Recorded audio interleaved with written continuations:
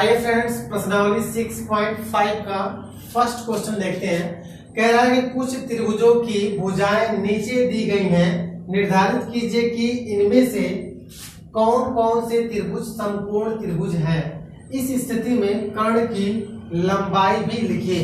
तो हमने आपको बताया कि किसी भी समकोण त्रिभुज में जो कर्ण भुजा होती है वो सबसे लंबी भुजा होती है। हमने प्रमेय 6.8 जो अभी सॉल्व किया है उसमें एक पाया है कि कर्ण भुजा जो होती है, कर्ण भुजा का जो वर्ग होता है वो शेष दोनों भुजाओं के वर्ग के योग के बराबर होता है। यानी लंब के वर्ग और परस्पर क्या,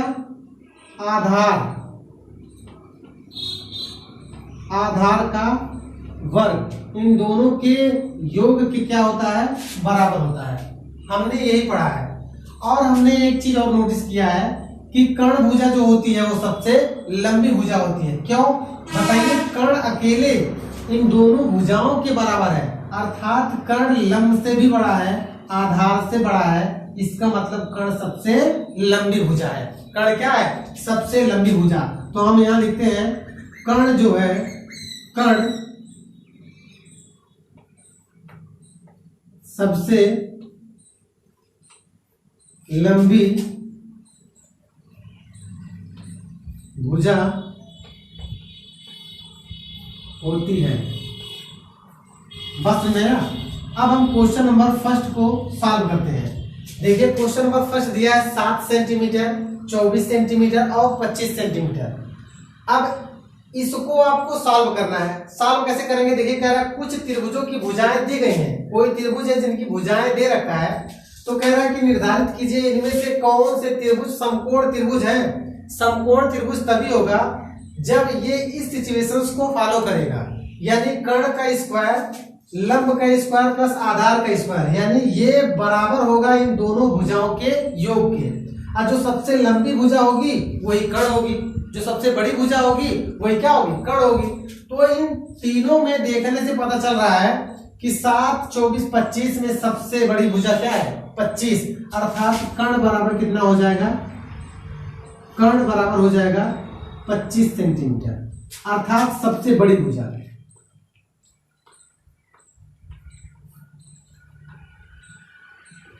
सबसे बड़ी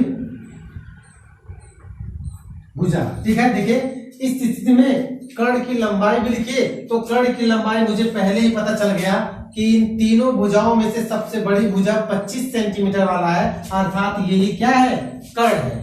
अब हम आगे चलते हैं। अब ये जो कर्ण मुझे पता चल गया 25, तो ये दोनों 24 और 7 बचा हुआ है। तो इसको आप कुछ भी मान लीजिए। आप लंबाई को मान लीजिए, लंब को मान लीजिए आप 7, और आप आधार को मान लीजिए कितना, आधार को मान लीजिए कितना, 24, ठीक है। अब हमने पढ़ा है कि पाइथागोरस प्रमेय में, यानी हमने पढ़ा है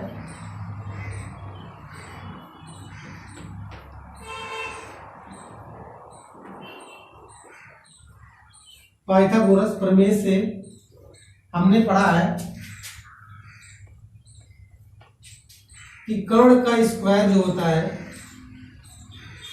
कर्ण का जो स्क्वायर होता है लंब का स्क्वायर प्लस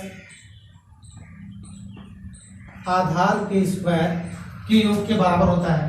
कर्ण कितना दिया है, 25, तो यानी यहां हो जाएगा 25 का होल स्क्वायर इक्वल लंब दिया कितना, 7, यानी हो गया 7 का होल स्क्वायर प्लस आधार कितना दिया है, 24 सेंटीमीटर, तो 24 का होल स्क्वायर। होल स्क्वायर का मतलब क्या होता है, 25 गुणे 25, 25 में 625 इक्वल 7 सते 49 हो जाएगा, प्लस 24 576 होता है। कितना, 576 होता है। अब देखिए 625 इक्वल, इसको जब आप ऐड करेंगे तो यह भी आ जाएगा 625। तो देखिए दोनों इक्वल आए, नहीं आ गया, आ गया। यानी ये दोनों भुजाएं जो है जुड़ करके कर्ण भुजा के बराबर आ गया। अतः हम कहेंगे कि पाइथागोरस प्रमेय से यह एक समकोण त्रिभुज है। फिर से ये दोनों भुजाएं हमने जोड़ दिया 625 आया और कर्ण भुजा आपका अकेले 625 आया, अर्थात 625 इन दोनों भुजाओं के वर्ग के योग के बराबर आ गया। अर्थात पाइथागोरस प्रमेय से हम यह कह पाएंगे कि यह एक समकोण त्रिभुज है। तो हम यहां लिखेंगे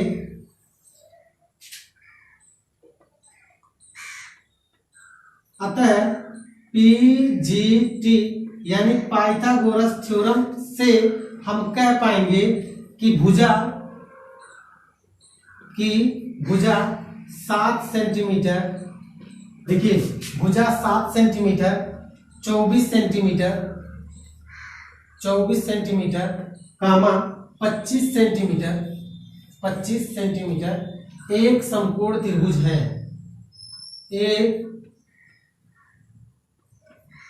एक समकोण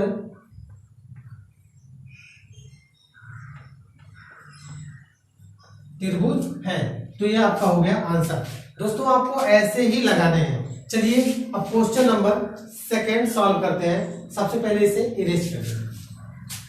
चलिए क्वेश्चन नंबर 2 देखते हैं। सेकंड नंबर अगर 3 सेंटीमीटर 8 सेंटीमीटर 6 सेंटीमीटर, क्या यह समकोण त्रिभुज है? तो आप तो इसके विषय में जानते ही हैं, तो हम सीधे पॉइंट पे आते हैं। इन तीनों में बच्चा सबसे बड़ा 8 सेंटीमीटर है, अर्थात आप जान गए हैं कि कर्ण इक्वल हो गया कितना,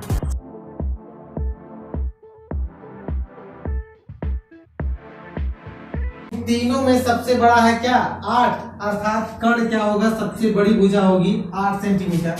और इन दोनों में कुछ भी आप मान लीजिए, तो हम लंबाई को मान रहे हैं, लंबाई को हमने मान रखा कितना, लंब को माना हमने 3 सेंटीमीटर, तो हम यहाँ 3 सेंटीमीटर तथा आधार हमने माना 6 सेंटीमीटर, तो आधार बराबर हो गया 6 सेंटीमीटर।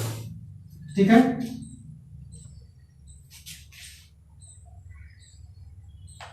फिर से हमने इनमें से 8 को कर्ण क्यों माना, क्योंकि आप जानते हैं कि प्रमेय 6.8 ये कहती है कि कर्ण का जो वर्ग होता है शेष दोनों भुजाओं के वर्ग के बराबर होता है।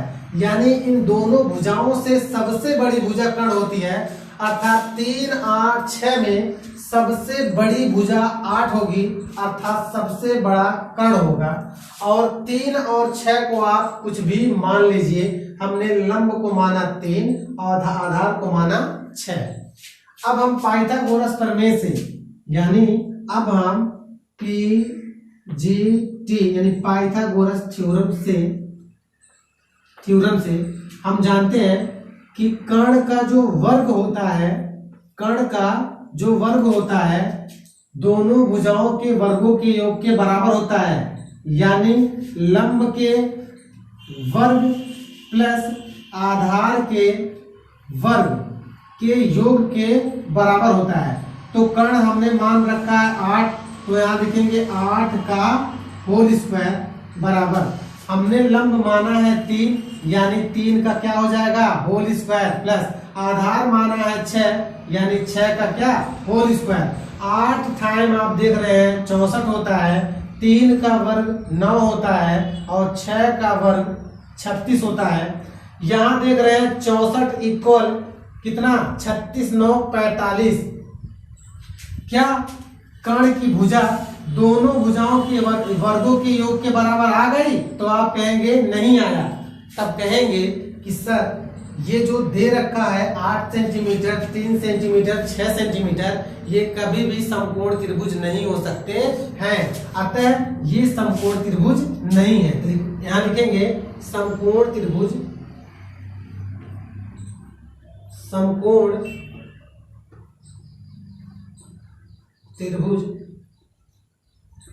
नहीं होंगे। ठीक, यही आपको क्या आ गया आंसर आ गया। चलिए ठीक है, अब क्वेश्चन नंबर नेक्स्ट देखते हैं। चलिए क्वेश्चन नंबर 3 वाला देखते हैं। देखिए इसमें दिया है 50 सेंटीमीटर 80 सेंटीमीटर 100 सेंटीमीटर। तो आप सोच के बताइए 50 80 100 में सबसे ज्यादा क्या है, सबसे बड़ी भुजा 100 है, यानी 100 क्या होगी कर्ण होगी।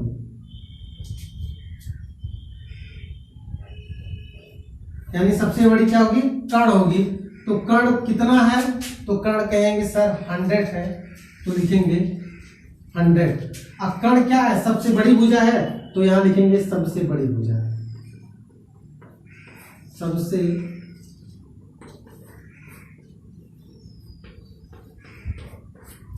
बड़ी भुजा। कर्ण के बाद क्या दिया है, देखिए कर्ण के बाद इन दोनों को आप कुछ भी मान लीजिए। हम मान लेते हैं सपोज दैट लंब को हमने माना 50 सेंटीमीटर, तब आप यहाँ 50 सेंटीमीटर लिखेंगे। हमने आधार को माना है क्या, 80 सेंटीमीटर, तो कामा यहाँ आधार को माना है हमने कितना, आधार बराबर है कितना, 80 सेंटीमीटर। क्लियर। अब हम जानते हैं पाइथागोरस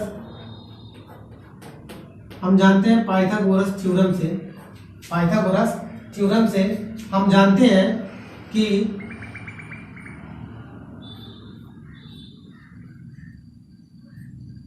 कर्ण का स्क्वायर होता है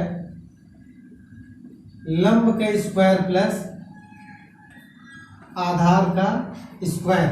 यानी कर्ण का स्क्वायर क्या है, तब देखेंगे कर्ण क्या है, तो कहेंगे कर्ण तो 100 है, तो लिखिए ना यहाँ 100 ये स्क्वायर लगाइए। ये लंब है, तो लंब कितना है, 50 है, तो आप यहाँ लिखेंगे 50 का होल स्क्वायर। ये प्लस है, तो प्लस आधार कितना है, कहेंगे आधार तो 80 है, तो आप लिखेंगे 80 का होल स्क्वायर। बात समझ में है ना। देखिए कैसे हमने लिखा, देखिए सबसे पहले इन तीनों में 50, 80, 100 में हमने देखा सबसे बड़ी भुजा 100 है, अर्थात कर्ण सबसे लंबी भुजा होगी। इन दोनों में से हमने मान लिया लंब 50 और आधार हमने माना 80 सेंटीमीटर। तो पाइथागोरस थ्योरम से हम जानते हैं कि कर्ण का स्क्वायर इक्वल होता है लंब का स्क्वायर प्लस आधार का स्क्वायर। तो कर्ण की जगह पे हमने 100 लिखा क्योंकि कर्ण इक्वल 100 है, लंब की जगह पे हमने 50 क्योंकि लंब इक्वल 50 है, आधार की जगह पे लिखा 80 क्योंकि आधार इक्वल 80 है।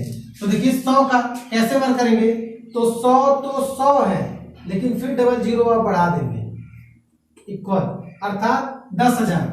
5 5 25 तो ये है, लेकिन 2 बार फिर जीरो बढ़ा देंगे, प्लस 8 × 64 तो होता ही है। देखिए 8 × 64 तो होता है, लेकिन डबल जीरो बढ़ा देंगे, तो देख रहे हैं कि यहां आ गया 10,000 इक्वल 25 और 64 को ऐड कीजिए, डबल जीरो यहाँ है, डबल जीरो यहाँ, यानी लास्ट में डबल जीरो होगा। 4 और 5 9 होगा, और 6 2 8 होगा। क्या ये दोनों एक दूसरे के इक्वल हैं? नहीं, अर्थात यह समकोण त्रिभुज नहीं है। तो लिखेंगे समकोण त्रिभुज नहीं होंगे। देखिए अब क्वेश्चन नंबर लास्ट वाला देखते हैं। ठीक है, क्वेश्चन नंबर अगला देखिए, लास्ट वाला क्वेश्चन नंबर 4 है। तो इसमें सबसे बड़ी कौन है, सबसे बड़ी 13 है। तो आप जानते हैं कि कर्ण इक्वल हो जाएगा कितना, कर्ण इक्वल हो जाएगा, कर्ण इक्वल 13 सेंटीमीटर। तो 13 सेंटीमीटर, यही इसकी क्या है, बड़ी भुजा है। क्या है, बड़ी भुजा है। ठीक है, यानी कर्ण की लंबाई भी यही है। क्या है, कर्ण की लंबाई यही है। और दूसरा दिया है क्या, 12 और 5 दिया है। तो हमने लंब को माना कितना, कि लंब है 5 सेंटीमीटर तथा आधार है कितना, 12 सेंटीमीटर। तब हम इसमें लगाएंगे पाइथागोरस थ्योरम से हम जानते हैं कि कर्ण का वर्ग इक्वल हो जाएगा लंब का वर्ग प्लस आधार का वर्ग हो जाएगा। कर्ण कितना दिया है, 13 दिया है, यानी 13 का स्क्वायर इक्वल लंब कितना दिया है, 5 दिया है, यानी 5 का स्क्वायर प्लस आधार कितना दिया है, 12, यानी 12 का स्क्वायर। 13 × 169 इक्वल 5 × 25 प्लस 12 पर 144, यानी 1 6 9 बराबर 4 5 9 4 2 6 1, यानी 169 इक्वल, यानी ये दोनों क्या हो गए, इक्वल। यानी कर्ण भुजा जो है दोनों भुजाओं के वर्गों के योग के बराबर हो गया, अर्थात पाइथागोरस प्रमेय से अतः पीजीटी से भुजा कितना 13 सेंटीमीटर 12 सेंटीमीटर 5, यानी भुजा 13 सेंटीमीटर 12 सेंटीमीटर तथा 5 सेंटीमीटर ये समकोण त्रिभुज होंगे। ये आपका क्या हो गया आंसर। तो धन्यवाद दोस्तों, हम मिलते हैं नेक्स्ट वीडियो में।